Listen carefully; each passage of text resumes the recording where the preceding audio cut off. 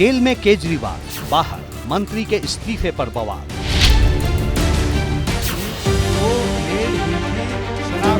राजकुमार आनंद समाज कल्याण मंत्री थे, लेकिन करप्शन और दलितों की अनदेखी का आरोप लगाकर कल उन्होंने पद और पार्टी से इस्तीफा दे दिया था। जिस समाज ने मुझे यहाँ तक भेजा, जिस समाज ने मुझे यहाँ तक भेजने में मदद की, उस समाज के काम मैं नहीं कर पा रहा था, मुझे नहीं करने दिए जा रहे थे।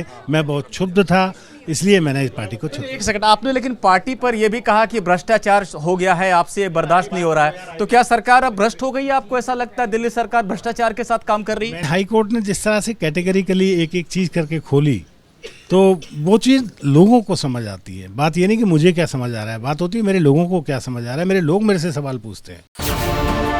राजकुमार आनंद ने पार्टी पर 2 आरोप लगाए हैं। पहला, दलितों की उपेक्षा, और दूसरा, सरकार भ्रष्ट हो गई है। लेकिन पार्टी कह रही है कि राजकुमार आनंद ने ईडी के डर से इस्तीफा दिया है। बता दें कि पिछले साल नवंबर में ईडी ने राजकुमार आनंद के घर पर कस्टम केस में 23 घंटे तक छापा मारा था। यही है राजकुमार आनंद, जिनके यहाँ 23 घंटे तक ईडी का छापा पड़ा था। वो व्यक्ति जिसके लिए खुद भाजपाई नड्डा से लेके अमित शाह से लेके मोदी तक सारे लोग कह रहे थे कि ये भ्रष्ट है, भ्रष्ट है, कल उसको माला पहनाते हुए शामिल करते हैं कि नहीं, ये पूरी दुनिया देख लेगी।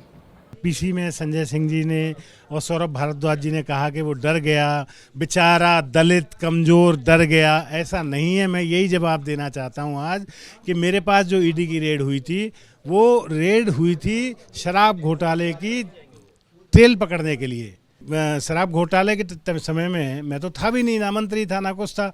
देखिए, कारण ये है कि राजकुमार आनंद ने इस्तीफे के बाद पार्टी में दलितों की उपेक्षा का जो आरोप लगाया है, उसका जवाब दिया है पूर्वी दिल्ली सीट से आपके उम्मीदवार कुलदीप कुमार ने। राजकुमार जी गए हैं, वो मुझे लगता है कि शायद कुछ भी हो सकते हैं, उसके कई क्या मायने होंगे पीछे सब जानते हैं देश में आज क्या माहौल है। उस माहौल के अंदर डट के खड़ा रहना बड़ा मुश्किल है, लेकिन इस माहौल में, इस दौर में, इस तानाशाही के दौर में जो डट के खड़ा होगा वो सच्चा क्रांतिकारी, सच्चा अम्बेडकरवादी और सच्चा देशभक्त कहलाएगा। दर्शकों को बता दें कि राजकुमार आनंद साल 2020 में पहली बार पटेल नगर सीट से विधायक बने थे। 2013 विधानसभा चुनाव में उनकी पत्नी वीणा आनंद भी पटेल नगर से ही विधायक रह चुकी हैं। राजकुमार आनंद जाटो समुदाय से आते हैं। लेकिन बात सिर्फ दलितों तक नहीं है, मामला अब संवैधानिक संकट की ओर बढ़ रहा है। सवाल उठ रहे हैं कि राजकुमार के पास जो विभाग थे वो कौन संभालेगा। जवाब दिल्ली की मंत्री आतिशी दे रही हैं।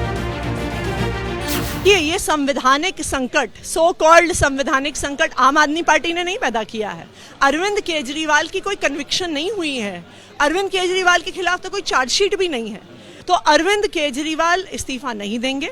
अगर constitutional crisis Bharatiya Janata party ने क्रिएट किया है तो उसका समाधान भी कोई ना कोई निकलेगा। कोर्ट जाएंगे क्या? फाइल साइन करने के लिए, इजाजत मांगने के लिए कोर्ट जाने की तैयारी करेंगे? देखिए, अभी हम डिसाइड कर रहे हैं।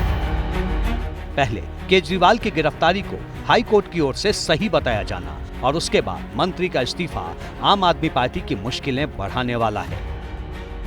मुझे लगता है कि आम आदमी पार्टी के मंत्री ने जो इस्तीफा दिया है, इसको गंभीरता से आम आदमी पार्टी को लेना चाहिए कि उनकी मॉरल क्रेडिबिलिटी का इरोजन, यानी उनके नैतिकता का आधार किस सीमा तक ध्वस्त और जर्जर हो गया है। अन्ना हजारे की टिप्पणी से लेकर उनके अपने मंत्री के त्यागपत्र तक, उन्हें इस पे ध्यान देना चाहिए। परंतु अफसोस की बात यह है कि वो अनर्गल आरोप पर अधिक ध्यान दे रहे हैं। तो मुझे फिर वहां रहने का। राजकुमार आनंद के इस्तीफे का असर न सिर्फ दिल्ली बल्कि पंजाब में भी आपकी उम्मीदों पर पानी फेर सकता है, क्योंकि पंजाब में दलित वोटर्स की संख्या 32% है, जो कई सीटों पर हार जीत का फैसला करते हैं।